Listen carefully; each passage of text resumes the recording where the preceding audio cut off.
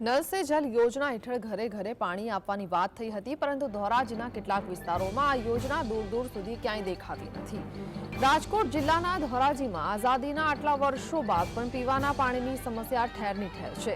ધોરાજીના નાભીરાજ વિસ્તારમાં ગરીબ પરિવારના 150 થી વધુ પરિવાર ભારે મુશ્કેલીનો સામનો કરી રહ્યા છે।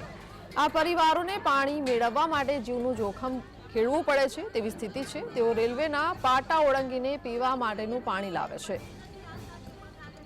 મહિલાઓ હોય કે નાના બાળકો કે જે પછી વૃદ્ધો, મહિલાઓ પાણી ભરવા માટે રેલવે ફાટક ઓળંગીને પાણી લાવવા મજબૂર બની છે। સ્થાનિકોએ તંત્રને અનેક વખત રજૂઆત કરી છતાં કોઈ ઉકેલ આવ્યો નથી।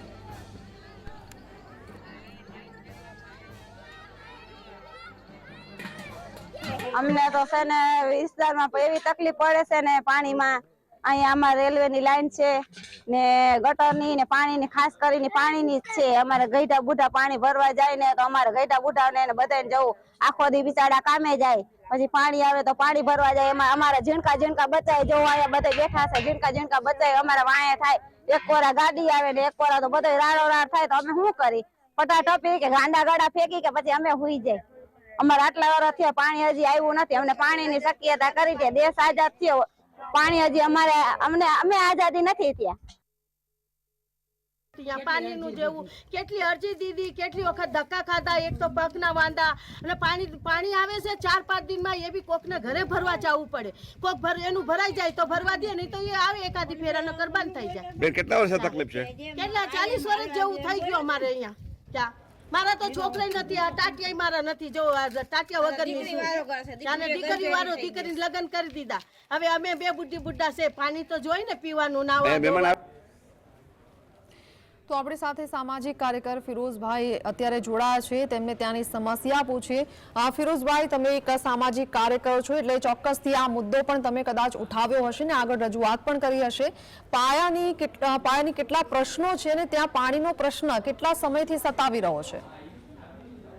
આ વિસ્તારની અંદર આપણે વાત કરીએ તો નવાગઢના વોર્ડ નંબર 1 અને વોર્ડ નંબર 2 છે ને, જે સ્લમ અને સાવ ગરીબ વિસ્તાર આવે છે।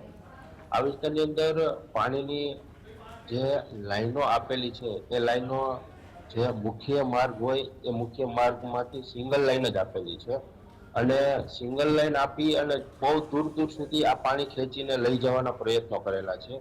હવે વર્ષો પહેલાની જે લાઈનો નાખેલી હોય અને અત્યારે માણસના રેસિડેન્ટ અને રહેવાના સ્થળો એ દિન પ્રતિદિન વધી રહ્યા છે।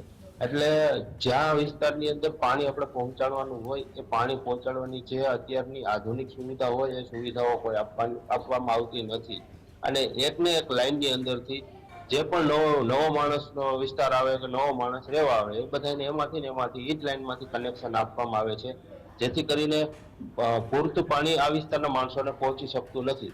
બીજા નંબરમાં જે સરકારની યોજના છે નળ સે જલ યોજના, તો આ નવાગઢના ઘણા વિસ્તાર એવા છે કે ત્યાં નળ સે જલ યોજનામાં ખાલી નળ જ પહોંચ્યા છે, જળ પહોંચેલા નથી। અને જળ પહોંચે છે તો પણ એ લોકોના વિસ્તારની અંદર એક તો કોઈ સમય મર્યાદાના અંતરમાં નહીં।